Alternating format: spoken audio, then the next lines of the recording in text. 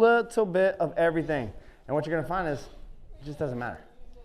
Anywhere I go in the world, I go to places that I don't even understand the translator. I've been lucky enough to have worked horse on every continent that has horses. They all speak the same language. So we're going to start in kindergarten. I want my coils or my slack in my left hand. I walk off. The horse behind me on my right, outside of my bubble. And the thinking is here that if the horse is behind me, outside of my bubble and off to my right, no matter where that horse gets spooked from, it doesn't put him on top of me. He has so much space and opportunity to get away from me. Robert just stopped and didn't even turn around and look, and the horse stopped. Like, stopped and took a step backwards. All right, there we go. So we want to do that, back that horse up. So for McDreamy, he's a stallion. A stallion. We say a lot, stallion. He's so different. No, it's the same thing. Hey, you're a little pony. I don't care that there's other horses. I don't care that there's mares. Pay attention. Listen. We got Chance. He's a colt start. Same thing. Buddy. Oh, you're a baby? That's cute. You're the biggest baby I've ever seen. Make sure you listen. Oh, there's other horses in here. There's other things going on. I've never seen this many people. Buddy, I do not care. I want your respect and your undivided attention. And I want that soft and that ease. All right, let's see it with Cody. There you go, back him up. That's it. Bump, bump. He raises that face, move that rope. There you go. If that horse raises his face and plants his feet, that's a sign of, he's kind of trying to stand his ground. He's like, okay, I backed up 2 steps, that's enough. No, you don't tell me when, I tell you when it's enough. You don't tell me when it's enough. So you want to make sure that you could back them as long as you want to back them.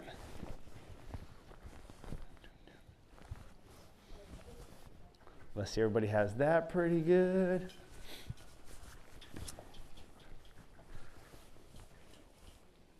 There we go, very nice. Way to bump him if he has a issue. I like that. You kind of got the purple going on too, matching up well. Same thing. Little puppy dog of a horse, make sure that if he gets in your space that you're not popping your own bubble. There you go, so if you can reach out, you can't touch him, so don't get in a place where you can touch him. If his feet don't go fast enough, get louder, but don't get closer. Very nice. Same thing with Carita. Very nice. You guys are doing a good job at this. All right, same thing. Once you have this figured out and the horse is pretty soft, pretty respectful, if you want to go ahead and put your reins on like you like to ride, I do the same thing for him. For Chance was a little spooky when we got to riding. He has big movement. Whenever I would, every day that we would start riding, it would start right here in first grade. I would grab him by a halter, snaffle with shanks, whatever I'm riding him with is basically the first thing I do with him. Because I already know by the way he looks at me, oh, you respect me, so I don't have to do a lot of backing. But I do make sure, buddy, if you booger off, I'm going to grab your face. And the way that he knows that is I'm going to stand directly in front of him like this, bring this crop to him.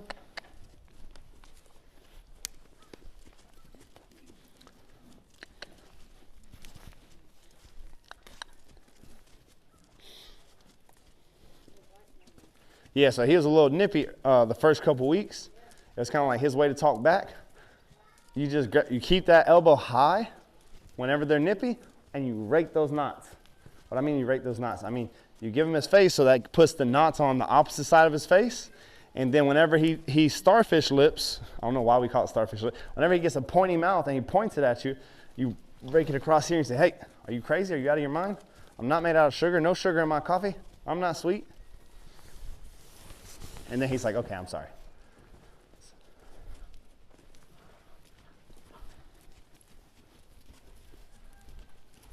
Same thing, looking for that low head set, looking to be able to pressure him whenever I want, put a crop on him and him be okay with that. Out of nowhere, when I want to kind of, want to be able to spook him and him not dare pull on my reins. Yeep, yeep, yeep. All right, Miss Sue, you hold on to this one for a second. There you go. There we go. Miss Barb got this. So it's just that.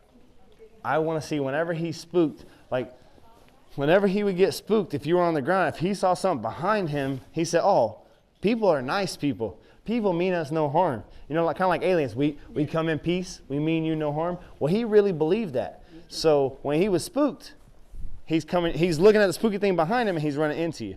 So there's a couple times that you're setting that up on purpose. You're kind of coming through the gate. You have something spooky on this side and you're coming through the gate to I dare you. And if you come out, buddy, I'm going to back you to the time we get to the gate of the farm.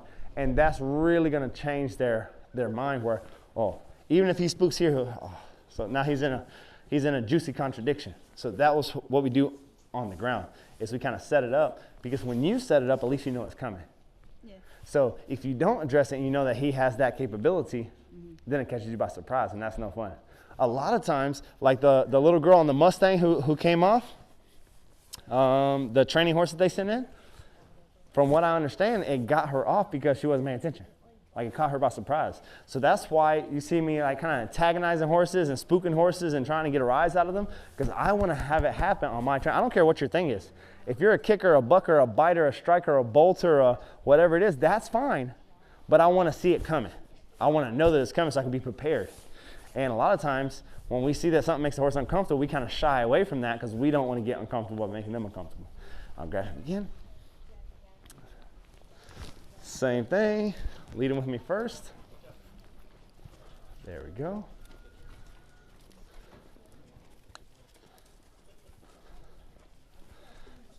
And this is just kind of what we want to see. We want to see that he's just butter soft, doesn't dare want to touch our hands.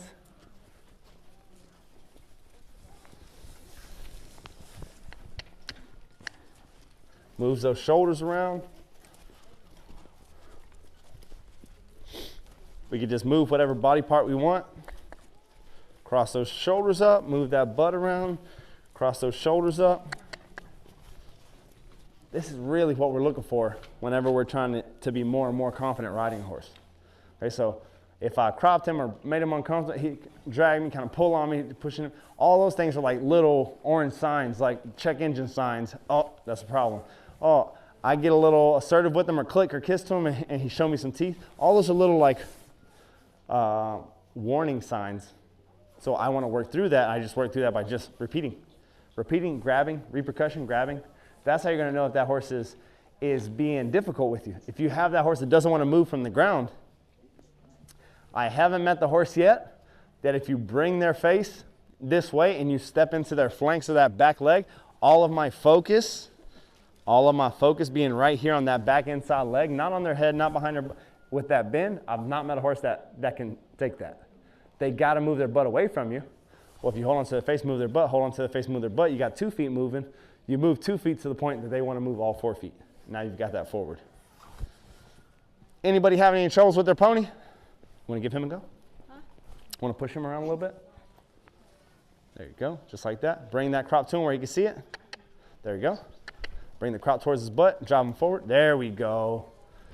Is Carita giving you a problem? Is she a little lazy to go forward?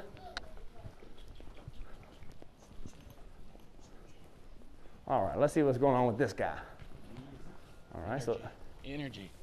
All right, so those reins are a little. We'll pick those up another. Yeah, we're going to use the reins. As soon as I have reins clipped, I'm using reins. Okay. Because they're going to give you better leverage. They're going to give you better leverage and better stability. It's a bowling. Spending time on a ship? Yeah. Okay. It's a, reason I say that is it maritime knot. Okay, same thing. So I kind of see him kind of stepping hard and then stepping backwards and was trying to hold him. I'm not trying, matter of fact, let's go ahead and give it to him. I'm not trying to hold him. I'm trying to step into him. So sometimes when you send the horse around you, they want to take a hot step and step away from you. Well, then our human instinct that steps in is we try to hold them from stepping away from them. We try to hold on to them. Well, you just stop the exercise. So I'm going to send this horse around. He's kind of hot. If he steps away from me, watch me lay chase to his flank. Watch me keep looking at his flank. And even if he steps away, I'm not going to get in a tug of war match with him. I'm going to chase him. I'm not going to try to hold him. So right there, I'm chasing his flank. He's going to start stepping forward. There we go. Look how it changes the whole conversation when I won't pull on him.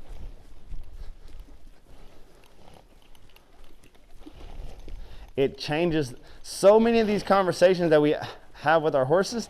They get out of hand because we're just having the wrong conversation. We're just allowing them, to, see how I mean?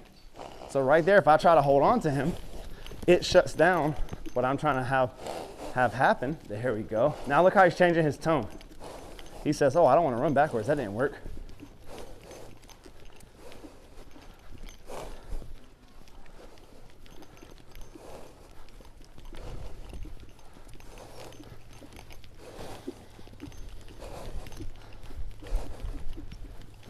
And I kind of want to be behind that shoulder. And he kind of doesn't want me on this side. So I keep walking through that circle. Keep walking through that circle. Keep walking towards that stirrup.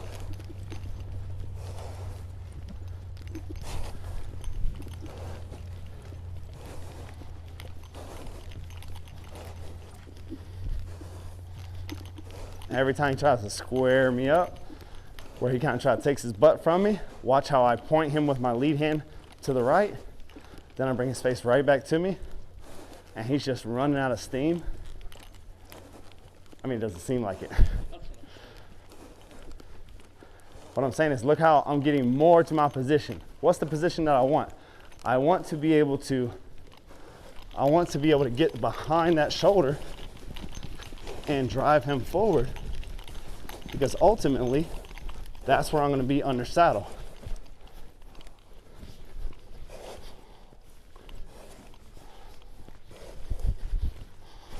So if he's trying to evade to the point he doesn't want me on his right side or his left side, it's a little bit of a problem.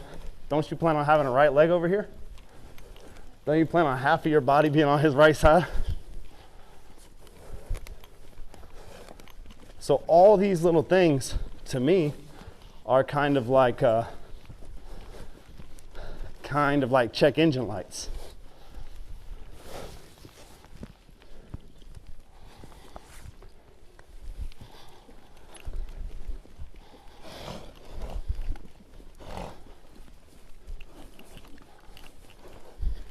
There we go.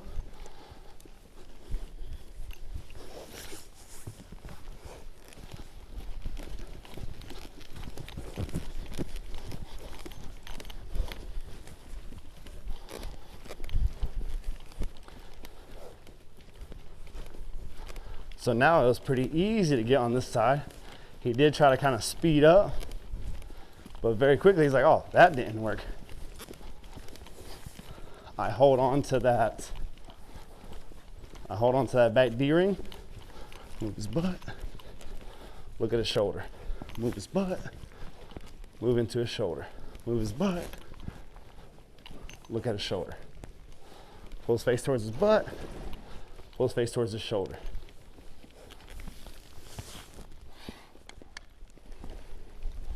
Holding onto that back D ring on a little quick horse like this gives you a lot more stability. Towards his shoulder, move his butt. Very quickly, he's finding out. Good boy. You start seeing his head starting to drop. Now, I'm not even asking it to drop. He's just starting to get to a place where, oh, this is not working.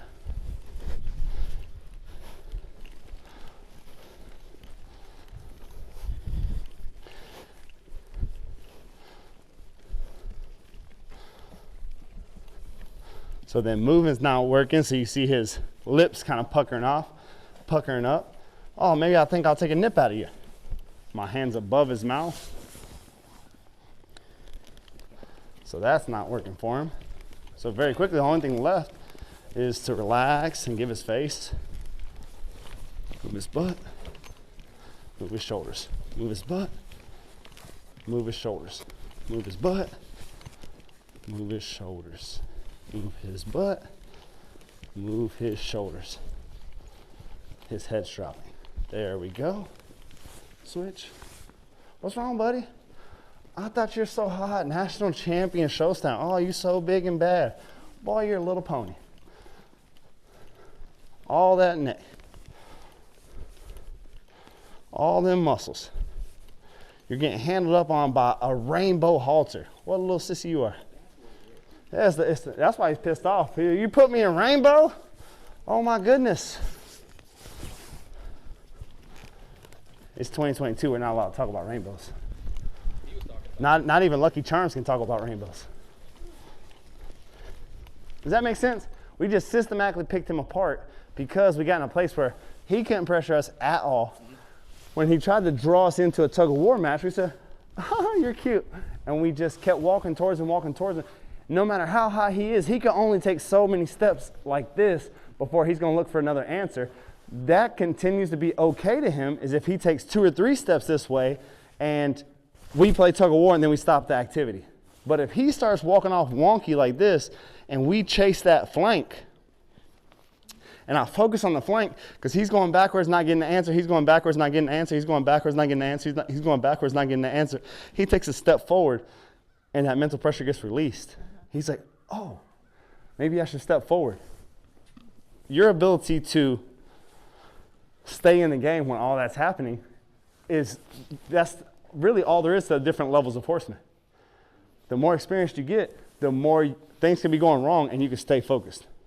It's harder here because I feel like I'm about to start a blender in front of everybody else. Right. Like, you know, and if that happens, like I tell my academy students, hey, if my father would catch you like this, if you were watching him train, and all kind of people came to learn to train, if you were like this with your hands in your, oh my gosh, he would rip you a new. Do you not think this is real life? Do you don't think you can die? It's everybody's job. We're aware of what it's like to work a horse. Really, if people are in your arena, you're working horses, we understand that we're all training, the person that's having problems takes priority. That means if you see that blender coming your way, move. Because if he releases, do you know how many horses I've met that the horse gets uncomfortable? What do? They run straight to the people that are sitting on horses because they know if they get close enough to those horses, you'll yield. So here in the training bubble, we're like, hey, get it, give it to him. Oh, you got a problem? Give it to him. We'll move, we'll do this, we'll do that, because ultimately we want our horse to know, hey, there's no safe places. The safe place is to listen to mama, okay, and do what she says. That's a safe place. You want to get comfortable? Fine, listen to mama. What is she telling you to do? Do that. We want them to look to us for guidance, not to look to hide by a fence. I've seen horses that their go-to is to run into a fence. I've seen horses that their go-to is to run into other horses. Try it again. All right, let's see it. Less energy. You're bringing no energy, you're just guiding it, okay? So just click. There you go. Nice, bring his face towards his butt. You're in the center of the circle. That's why I won't feel like you're getting taken with. Walk towards the shoulders. There we go. Walk towards the shoulders. There we go. You feel like you got that down pat? See how you're like stepping away? Get a little closer to that stirrup. If you're in the center of the circle won't feel fast no matter how fast he's going. If you get on the outside of the merry-go-round, all right, look at his shoulder. There we go. Step forward and left. Step out in front of him. There you go. There we go. Step out in front of him. There we go. The difference in a step is the difference in feeling like things are going fast and you getting flung off. The difference is when it started going, you were holding on to the back, you were holding on to the end of the car, you were getting slung around. It's like, Stepping forward, yeah, that helped a bunch, and also moving the shoulder, because if you just stay on the back end, it is starting to go fast. It's starting to go faster and faster, and it goes from you pushing to you hanging on. Yes. So it goes from you pushing the car to now the car is rolling downhill and you're getting drugged.